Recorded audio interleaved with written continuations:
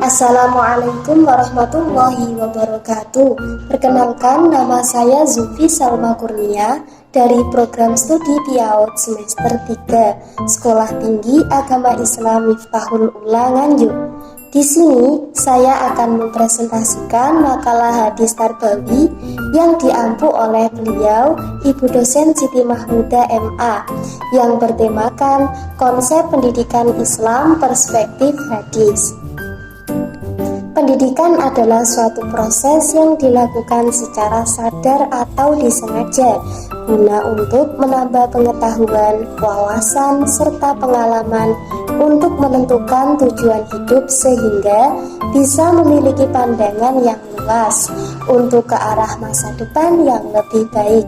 Dan dengan pendidikan itu sendiri dapat menciptakan orang-orang berkualitas.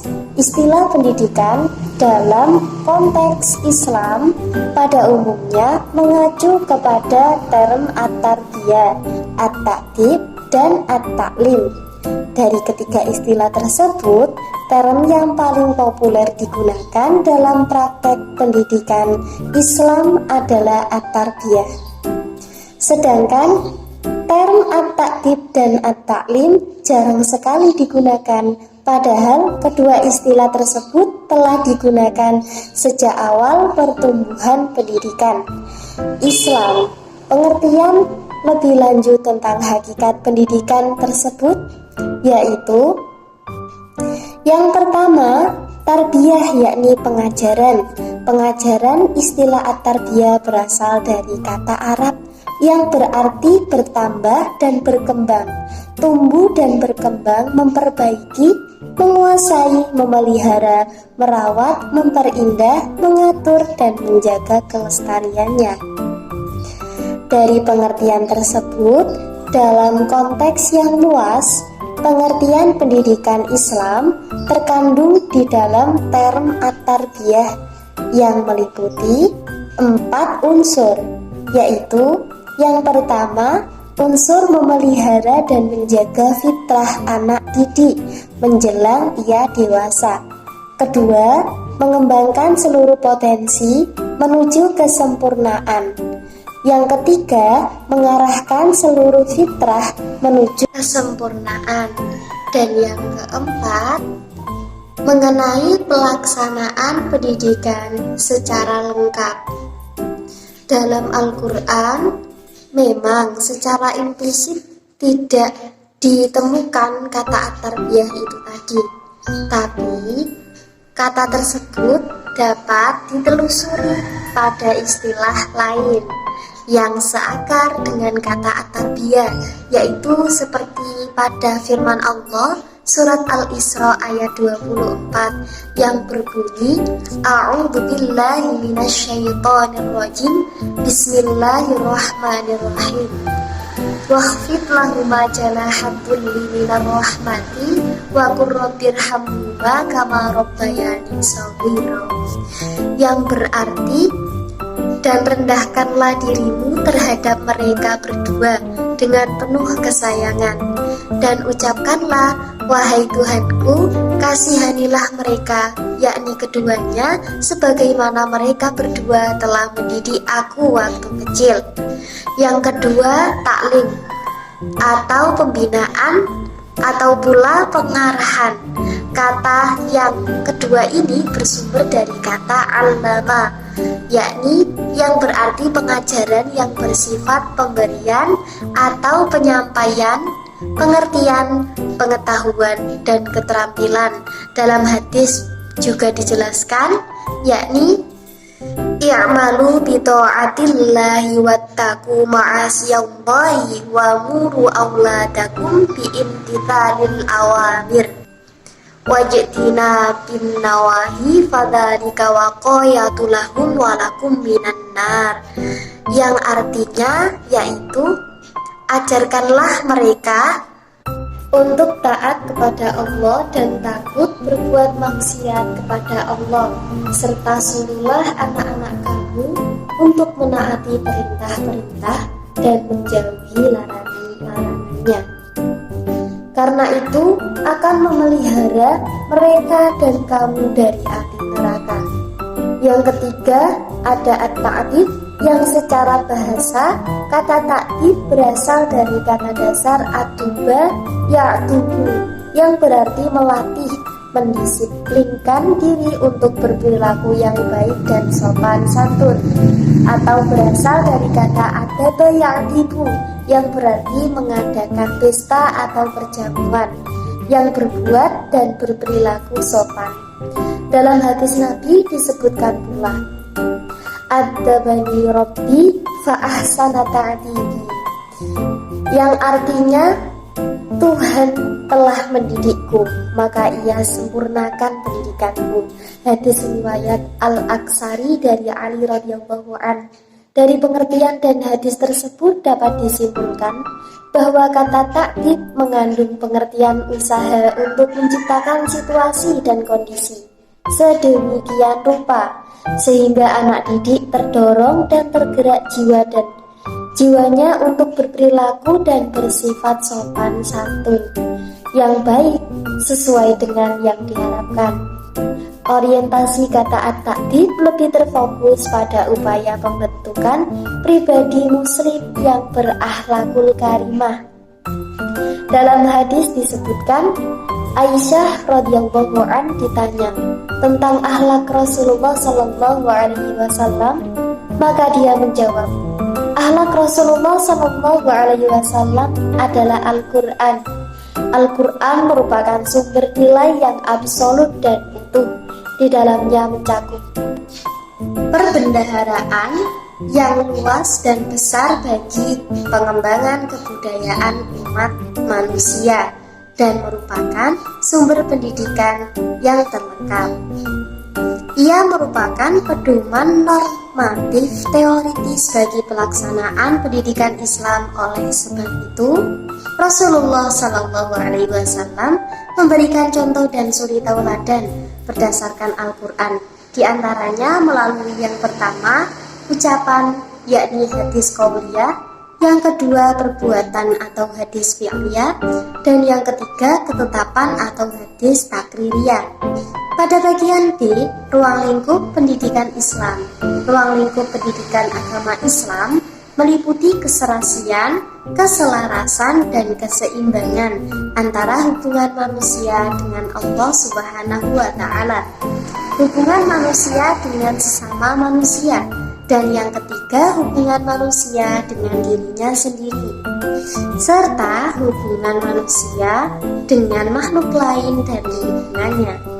Ruang lingkup pendidikan agama Islam juga identik dengan aspek-aspek pengajaran agama Islam karena materi yang terkandung di dalamnya merupakan perpaduan yang saling melengkapi satu dengan yang lainnya. Apabila dilihat dari segi pembahasannya, maka ruang lingkup pendidikan agama Islam yang umum dilaksanakan di sekolah yaitu yang pertama pengajaran keimanan, yang kedua pengajaran akhlak, yang ketiga pengajaran ibadah, yang keempat pengajaran fikih, yang kelima pengajaran Al-Quran, yang keenam pengajaran sejarah Islam.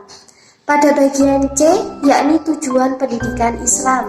Tujuan dari pendidikan hendaknya hanya untuk menjadi orang yang berilmu, pembelajaran pendengar, dan pencipta ilmu. Jangan pernah mencapai tujuan yang sifatnya hanya sementara, jabatan, pangkat, dan kekayaan. Hal ini diisyaratkan dalam hadis-hadis berikut. Qala Nabi sallallahu alaihi wasallam, kun aliman aw muta'alliman aw mustami'an aw muhibban wala takun khamisan aw mustami'an aw muhibban wala takun khamisan fatuhlik.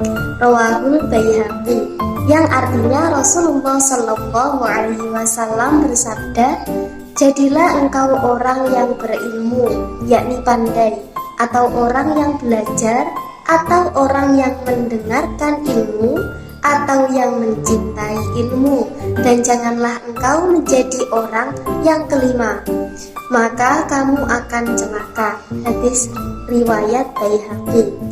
Hadis di atas menjadi landasan pendidikan. Hadis kun aliman, jadilah ahli ilmu, memerintahkan untuk memilih jalan ilmu, mencari ilmu, menjadi pendengar dan pencinta ilmu, dan dilarang menjadi orang kelima karena akan menjadi penyebab kehancuran. Hadis tersebut mengajak kita untuk menjadi orang yang berilmu atau orang yang mencari ilmu atau pendengar ilmu atau pecinta ilmu. Itulah hakikat tujuan dari pendidikan, yakni memiliki ilmu bukan tujuan lain. Maksudnya jangan jadi selain dari yang 4 tersebut, seperti pemalas, pemenci, perusak ilmu, dan lain sebagainya. Untuk memperoleh kebahagiaan ini kuncinya adalah ilmu. Hal ini sebagaimana yang disabdakan oleh Rasulullah Shallallahu Alaihi Wasallam, "Man arada dunya fa'alaihi bil ilmi, wa man arada al akhirata fa'alaihi bil ilmi, wa man aradahuma fa'alaihi bil ilmi." Rawahul Bukhari wa Muslim. Barang siapa yang menghendaki kebaikan di dunia, maka dengan ilmu. Barang siapa yang menghendaki kebahagiaan di akhirat, maka dengan ilmu. Barang siapa yang menghendaki keduanya, maka dengan ilmu pula. Hadis riwayat Bukhari Muslim.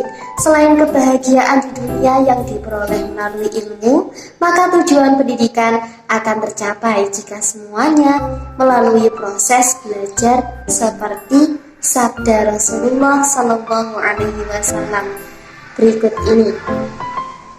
An Ibnu Abbas radhiyallahu anhu qala Rasulullah sallallahu alaihi wasallam, "May yuridillahu bihi khairan yufaqihu fid-din, wa innamal ilmi bitta'allum." Rawahul Bukhari. Dari Ibnu Abbas radhiyallahu an, ia berkata, Rasulullah sallallahu alaihi wasallam bersabda, "Barang siapa yang dikehendaki Allah menjadi baik, maka dia akan dipahamkan dalam agama, dan sesungguhnya ilmu itu diperoleh melalui belajar." Hadis riwayat Bukhari. Kami diberi berita oleh Mahmud bin Ghailan.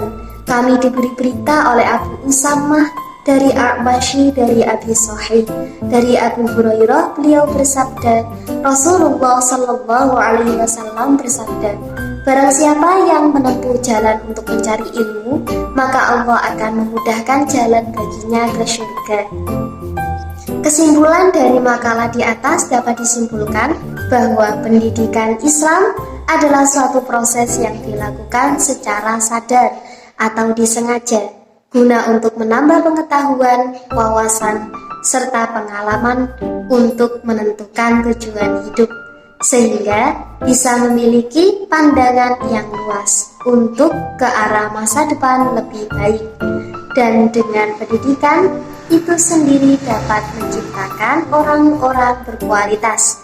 Yang kedua, ruang lingkup pendidikan agama Islam meliputi keserasian, keselarasan, dan keseimbangan antara hubungan manusia dengan Allah Subhanahu wa Ta'ala, hubungan manusia dengan sesama manusia, dan ketiga, hubungan manusia dengan dirinya sendiri, serta hubungan manusia dengan makhluk hidup dan lingkungannya. Yang ketiga, tujuan dari pendidikan Islam hendaknya hanya untuk menjadi orang yang berilmu, pembelajaran, pendengar, dan pecinta ilmu. Sekian yang dapat saya sampaikan. Apabila ada kurang lebihnya, saya mohon maaf yang sebesar-besarnya. Semoga bermanfaat. Wassalamualaikum warahmatullahi wabarakatuh.